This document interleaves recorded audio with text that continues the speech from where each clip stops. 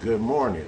It's Sunday, March the 17th, 2019. My name is Wes Jones. It is like 9 o'clock in the morning. I really am excited about being in this chair, in this, my little thing here. You know what I mean? It ain't much, but it's mine, and it gives me an opportunity. And I thank YouTube, I thank Instagram, I thank Facebook, Twitter. You know, this platform gives me an opportunity to express my opinion, express my thoughts on social, political, and economic situations in America. And it's been a minute, you know what I mean, that I've been able to really get, my political thoughts out. And that's what I'm gonna do today. Okay?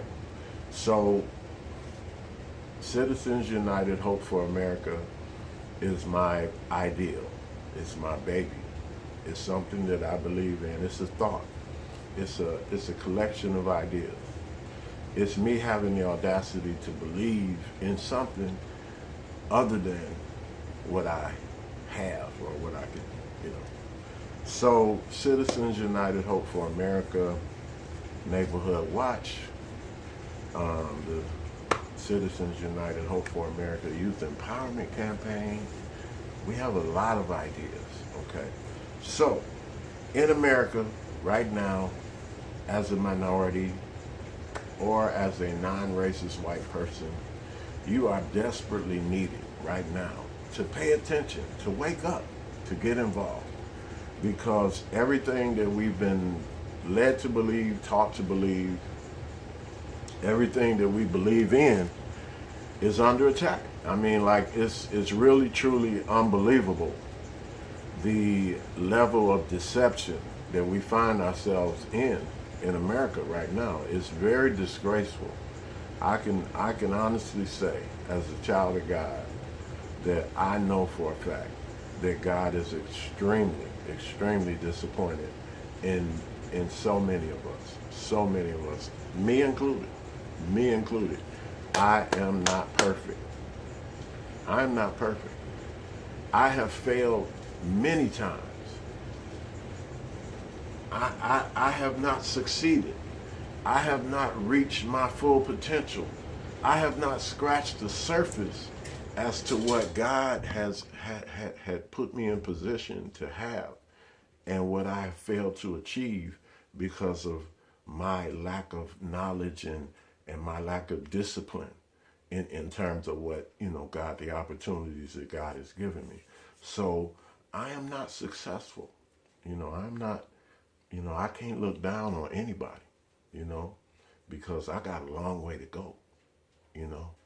Um, my health, my physical health, my mental health, my well-being, I mean, everything, I'm so far behind the eight ball, you know. But at the same time, I know that if I believe and if I, don't associate myself and affiliate myself and expose myself to certain things, that the things that I believe in, can have a chance, if I just put myself in the right frame of mind and in the right position, you know what I mean, and do what I know is right, you know what I mean. So those are things that we all can do, you know. But anyway, man, I got a lot I really want to like say politically. Okay, so let's stay political. So, um, this country, the potential. The United States of America, you've heard throughout your lifetime how they talk about how this is the richest nation in the world, the richest, most powerful nation in the world. Okay, so here's where that comes from. The reason why all the other countries look at us and say that we're the richest country in the world is because of our tax system. our system of governing ourselves from a financial standpoint, the internal revenue structure of America allows us to inject large amounts of cash, that other countries don't have a system in place that gives them that cash every year. So every year in America, we, through the taxation system, we generate around $4 to $5 trillion a year. Okay, roughly anywhere from $4 to $6 trillion a year. Okay, from that $6 trillion, we normally pull about $4 trillion and put it in a window and say, hey, that's the budget of America annually, right? $4 trillion. But we have more than that. So that, because of that taxation system and the ability to generate $4 trillion a year, the world, no other government has the ability to do that. They may have, structures, GDP, all this in place, but our system of financial governance allows us to generate more money than other countries. Okay, now $4 trillion a year, that's a lot of money. That's more than enough money. That's more than enough money to where 50% of our children do not need to be living in poverty. 25% of our adults do not need to be homeless. 45% of America does not need to be living along poverty financial guidelines. 47%, almost half of America is living in poverty. There's no excuse for that because we actually have enough money and resources that we can develop systems and structures to empower and incorporate people in a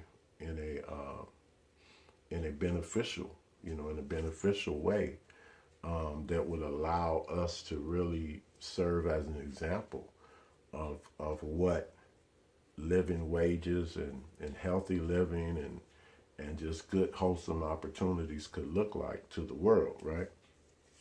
$4 trillion we have, but yet and still, our half of our cities. I mean, as you can travel through America, I don't care what state you go through, and you go to some of these small towns, these cities, and they look like war zones.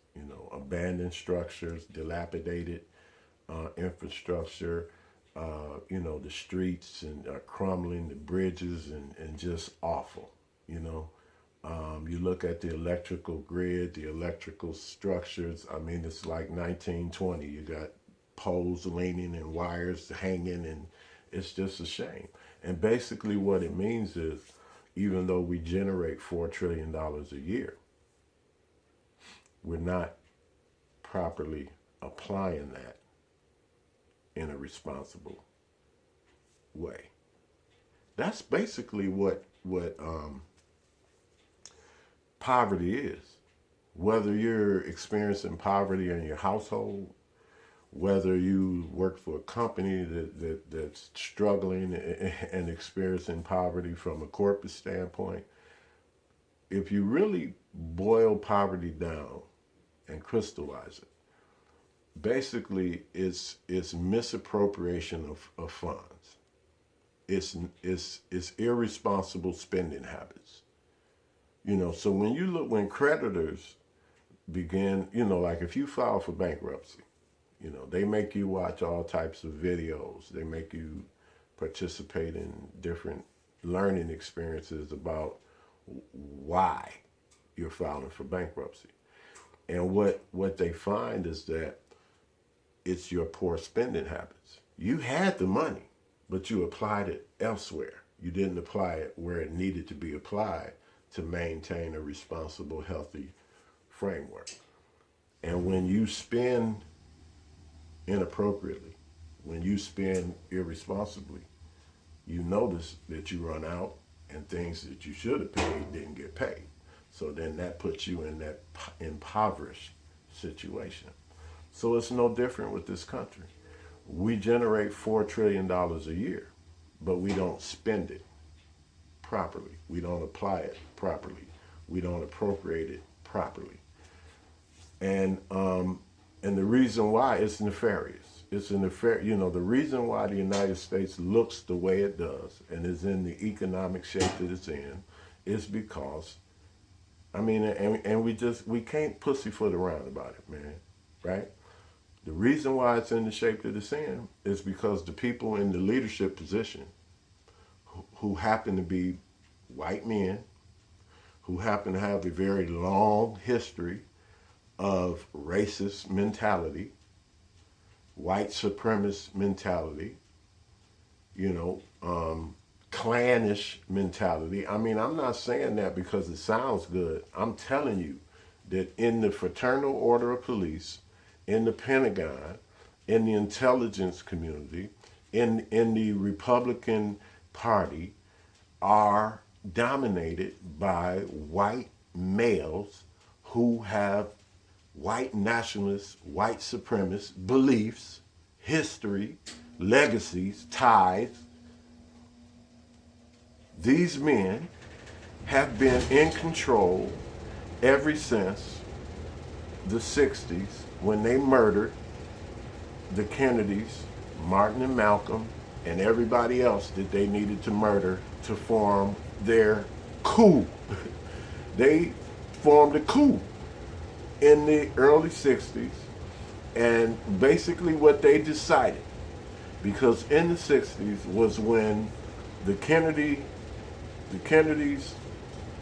Martin Luther King, Malcolm, the United States, the world was ready to stop this whole slavery, this whole discriminatory, this whole prejudicial, whites only mentality, and not only eliminate that, but actually address poverty in terms of trying to create a living wage and a quality of life that was fair and equal for everybody. That started in the 60s.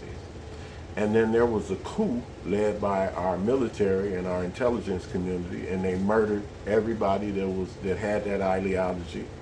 And then they flooded. They did a biological weapons program in terms of heroin and crack and methamphetamine and on and on and on, opioids, to kill that thought. Okay, so when you have $4 trillion on hand every year, and you don't really have a good excuse why you shouldn't apply that properly, because if we applied that money properly, we wouldn't have racism, we wouldn't have poverty, we wouldn't have a country divided, because we have the resources and the corporate mentality. We've proved that with Amazon, with Apple, with Microsoft, with Ford, you name the corporations, we have proven that we have the corporate ingenuity to make great decisions that will increase living wages and quality of life for everybody. But when you are being led by racist, bigoted, white supremacist, nationalist men who have absolutely no intention on diversifying anything in America, and they decided in the 60s that rather than see that good, beautiful American money be applied to benefit minorities, they would rather murder and create poverty. This poverty is intentional. It was intentional when they closed those factories. They didn't close them because business wasn't good. We're selling more cars than we've ever sold. People are buying more phones than they've ever bought. Folks are buying more houses than they've ever bought. They didn't close those manufacturing opportunities because the money wasn't there. They closed it because they didn't want to compete with you.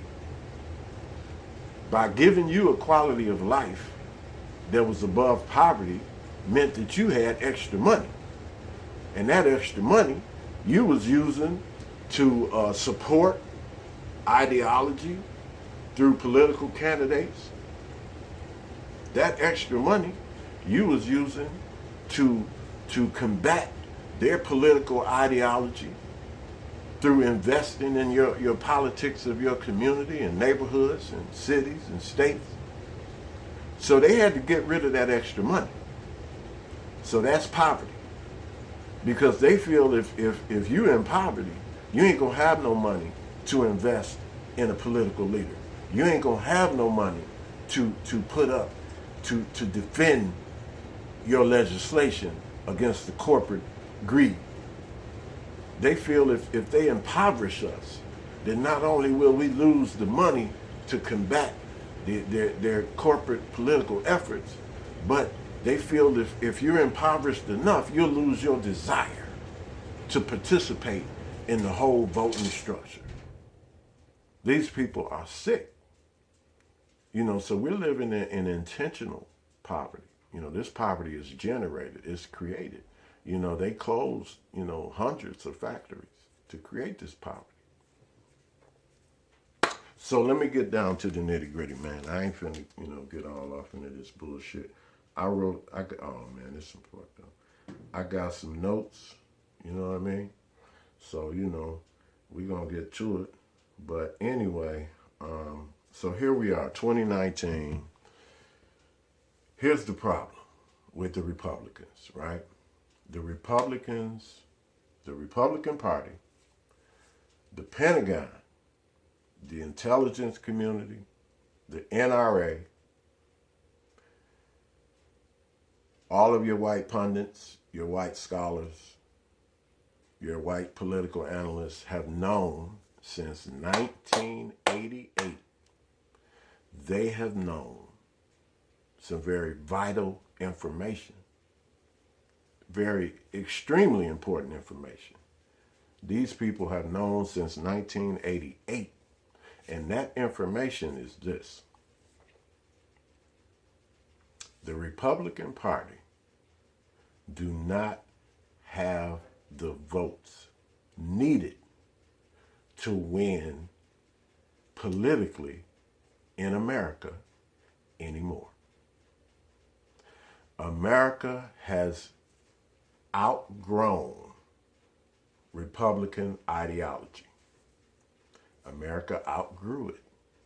Minorities outgrew it. So since the 80s, the Republican Party, the GOP, the NRA, our intelligence community have known that far-right ideology was dead because the Democrats, in terms of just numbers of eligible voters, far outnumber Republicans.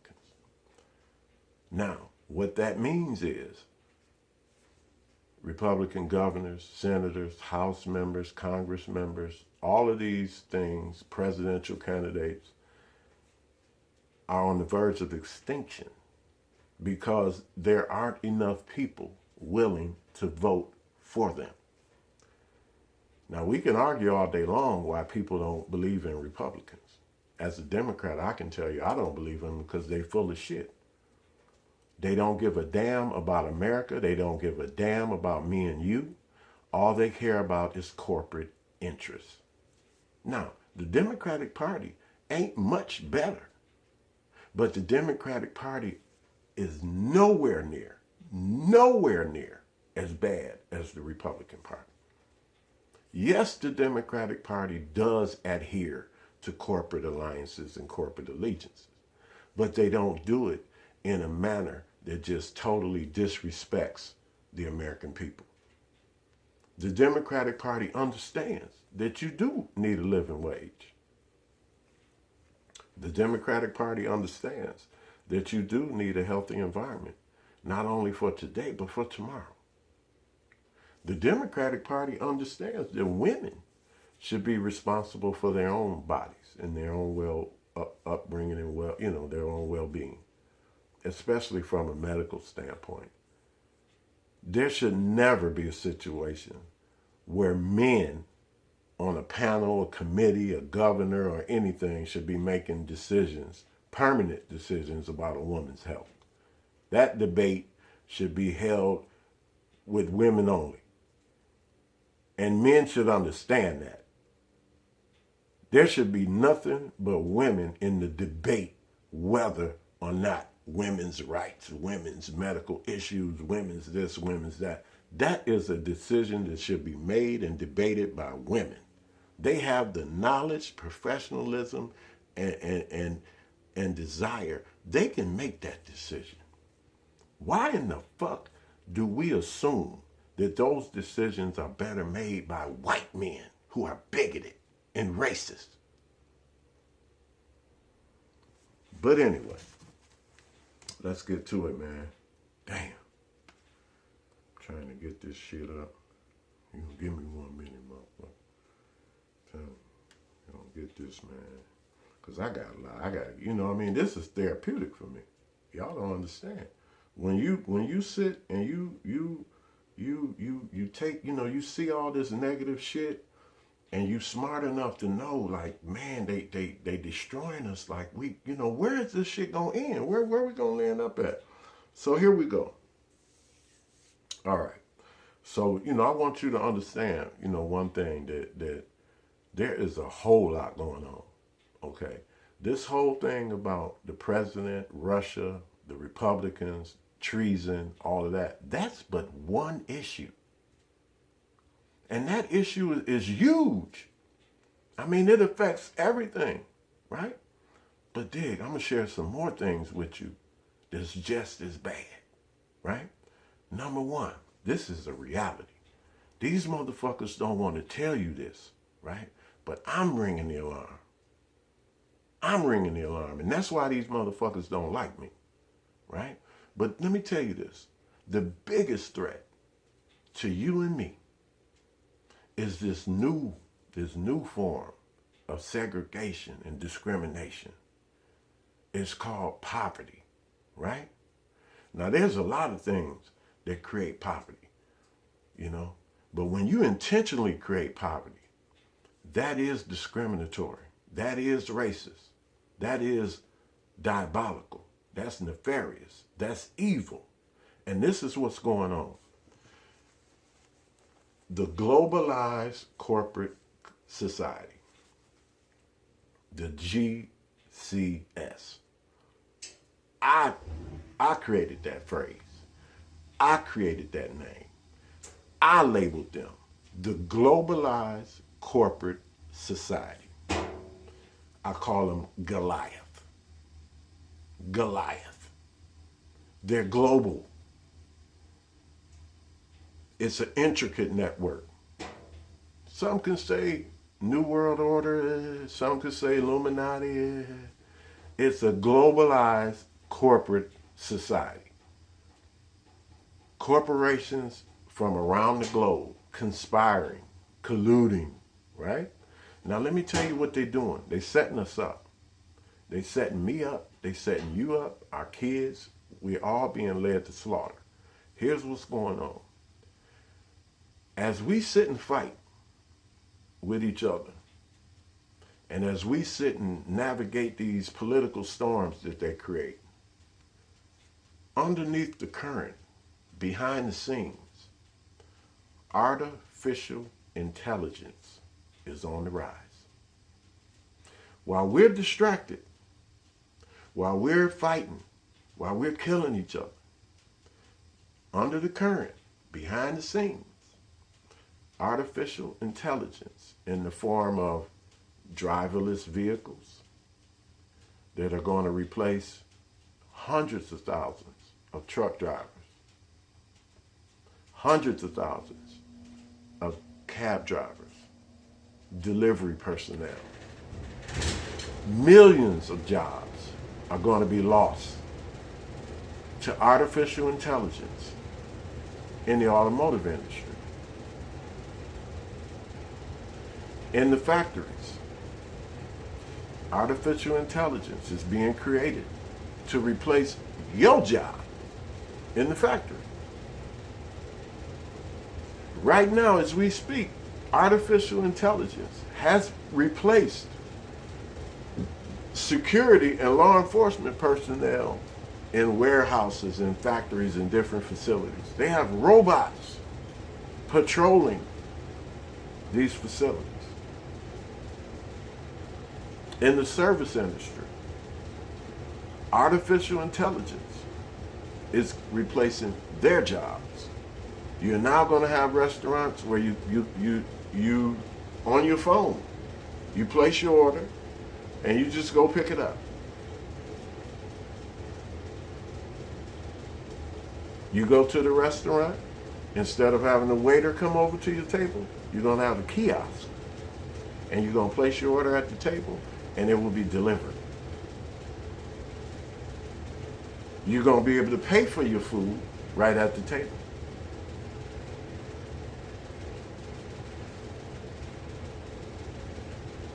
In terms of deliveries, FedEx, your mail, all those jobs. Right now, Amazon is working very hard to create drones. Drones that bring your shit to your house and drop it off. So we talking, and they know this.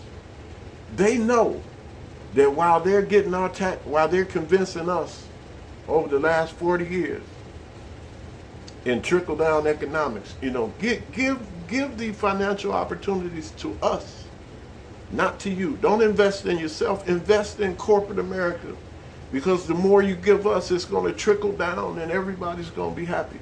They betrayed us. We've been investing for decades. They've been divesting for decades. The more we invest, the more they divest. We invest trillions, they divest millions of jobs away from us and ship them overseas. We invest trillions, they make the decision not to raise your minimum wage or raise your living wage, but instead they use that money that we gave them to buy back their stock, to buy their stock, to increase the value of their company, not to invest in their workers. Ladies and gentlemen, we're in trouble. They predicted 10 years ago that in 2025, that half of America's workplace would be replaced by artificial intelligence. It's 2019. 6 years from now. 6 years from now. They talking about half of America's workforce being unemployed. Now, where does that leave us? As corporate America leaves us behind. So we're learning through climate change that parts of the earth that we inhabit physically is shrinking. That we're running out of space for people to actually live. We're learning through climate change that certain changes are occurring in the soil where certain things ain't growing where they used to grow. So we're running out of places for humans to live.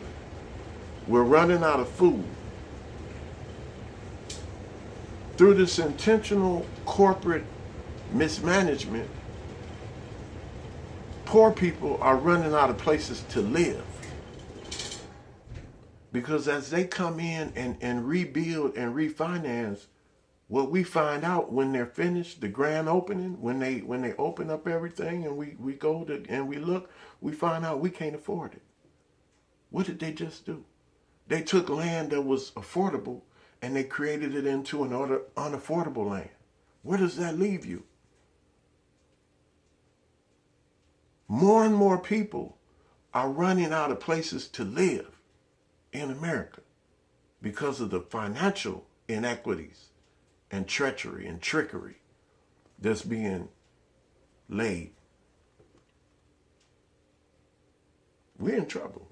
So AI, artificial intelligence, is going to be our biggest problem because it in itself is creating unemployment and poverty.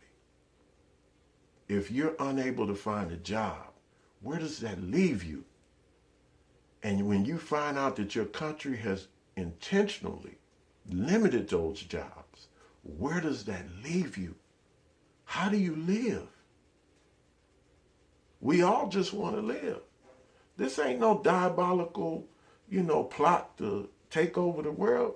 Most people want to live comfortably. Everybody wants to work. We want a job. We want to be able to pay for, we want to be able to afford housing. We want to be able to afford transportation. We want to be able to afford food, medical. We just want what's basic. But as we see through deception, treason, trickery, we're being denied that. And we're being led to slaughter. Now, we talked about climate change. We talked about artificial intelligence. Climate change, the severity of these storms, how it's affecting the landscape of America, how it's shrinking inhabitable land, meaning that we're running out of places for people to live on this planet called Earth. And we got to do something. So now, why all of this madness politically that we're living with today? It's one, I can sum it up in one word: women. The reason why the political and economic turmoil exists today, the reason why our world as we know it was turned upside down in 2016 is because women. The GOP, the intelligence community, fraternal order police, they're all in line together, the Pentagon, and they've known that the proliferation of women in America is huge. It's huge. And they've known that.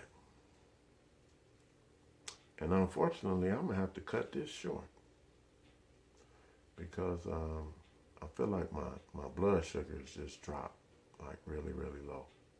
You know what I mean? As diabetics, I started out with high blood sugar, ended up gaining 400 pounds and almost dying with high blood sugar. I lost 150 pounds and I ended up with low blood sugar now. So now instead of my sugars peaking high, it drops low. And low blood sugar is just as deadly as high blood sugar, So the symptoms are very much, common. What you'll experience and what I'm experiencing right now is nausea, That's like one of your first indications that your blood sugar is low. And then from the nausea, you just, a lot of different discomfort and stuff. So I kind of had an episode about 30 seconds ago, about a minute ago, and I just felt really bad. I'm starting to feel a little bit better, so I'm going to try to keep going a little bit. But the proliferation and rise of women in America is troubling to the bigoted white men that's been in control. They really don't know how, to stop it. Because in order, how do you stop women from progressing? I mean, how do you stop that? Like, you can't. Outside of just mass murder, you can't stop it. It is what it is. And the thing is women aren't as stupid as a lot of these men. A lot of these men are just stupid. They're just going along with this shit just to be going along with it. Women aren't going to do that. Because women are wired way more complex. They're wired to be able to do things that men can't do. We can't have a baby. We can't carry a baby for 9 months. Women can. So women have power that we don't have. So how do you stop that? You can't. You can't. There is a constitution. There are laws.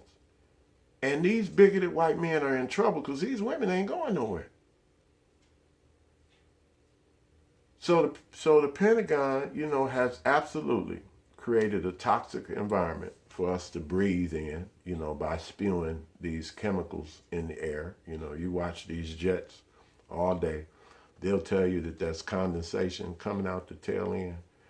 But if you look at commercial planes and other private jets, you don't see that. You don't see it. You don't see that condensation, whatever the fuck you want to call it. When you see these, private jets that these millionaires, like these entertainers, flying on and zip, zip, zip, zip, you don't see them chemtrails.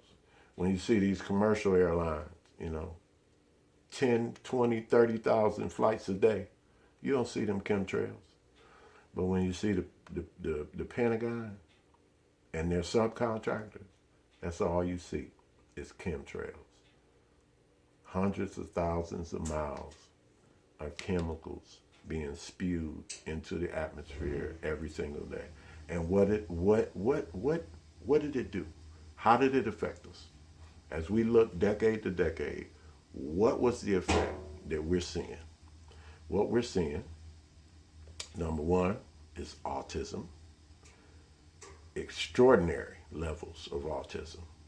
Out of 10 kids born every day, 4 have autism. Chemtrails, asthma, the increase in asthma and asthma-related deaths and illnesses in America.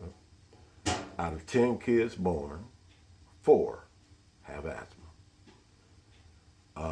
We're seeing what I like to call, it appears that they've learned how to age people through these vaccines. Because the greatest gift that God can give you is your health. God can create you and give you the health to live 200 years.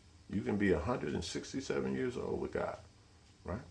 So what the devil has learned how to do is create an atmosphere that deprives you of that, to where you literally have kids that are 16, 17 years old going bald, experiencing old man symptoms. You got people in their 40s, early 50s, dying of old age, dying of diseases that were literally considered, old man's diseases or old woman's diseases. So it appears that through vaccines and through these chemtrails, they've learned how to age us, how to shorten the lifespan. Because when it comes to stealing trillions of dollars, they look at having to pay you Social Security as money that they losing. So if they can make you age earlier to where you don't make it to Social Security, they get to keep your money. So what we're witnessing is engineered life expectancy. They're engineering how long they determine for you to live, for us to live. And it was said 10 years ago that this would be the first generation that the kids would die before their parents. Of old age type shit. Bad kidneys, bad liver, diabetes, Parkinson's, dementia, motherfuckers, But anyway, so the rise of women is a major concern.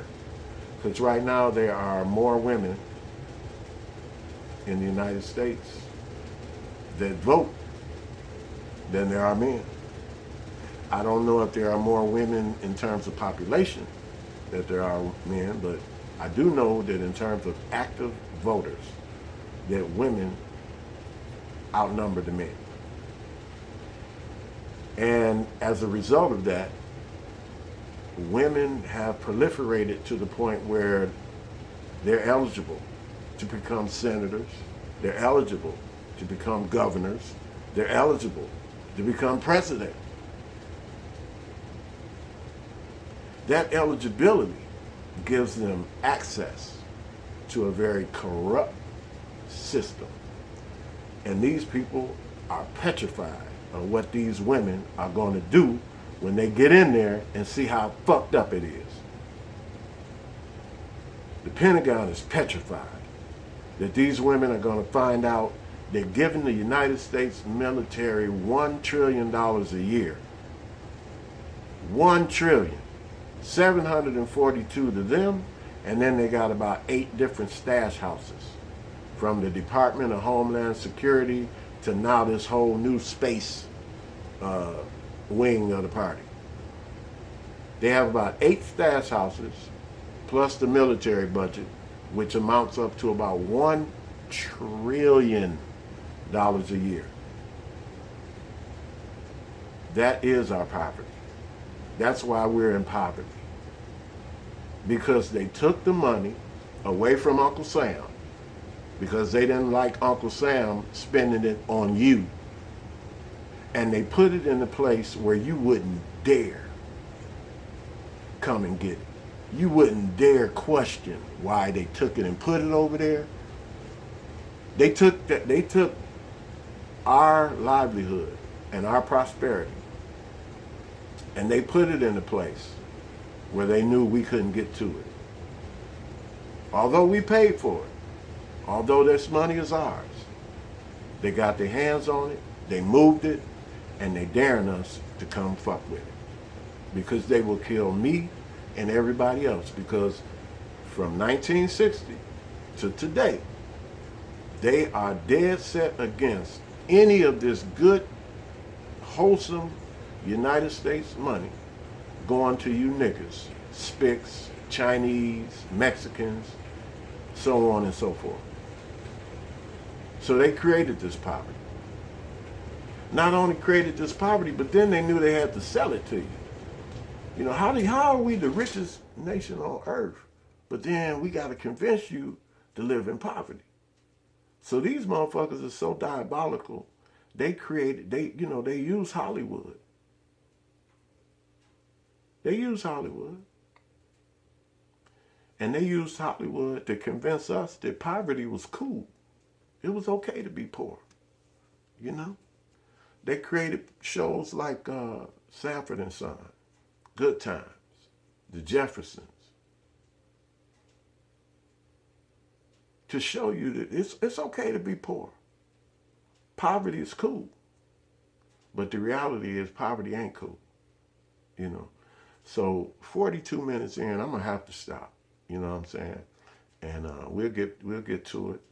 But this is Citizens United, Hope for America, episode number 50. 50. And then I get to take these videos, edit it, you know, small sections, you know, and I get to tweet it, retweet it to political figures, you know, political networks, news anchors, you know, analysts. I get to place these videos on social media, Facebook, Instagram, you know, whatnot. I get to get my point across, you know, and I get to inspire people. You know, I get to share information, you know, share ideas, you know what I mean? So, you know, it gives me something to do. It makes me feel good. It makes me feel like, you know, I'm not just a sheep out here being led to slaughter. It makes me feel like I'm very knowledgeable and that I am fighting back. You know what I mean? So God bless you. I hope you have a wonderful day. My name is Wes Jones. Here's a smile for my mother. And till next time.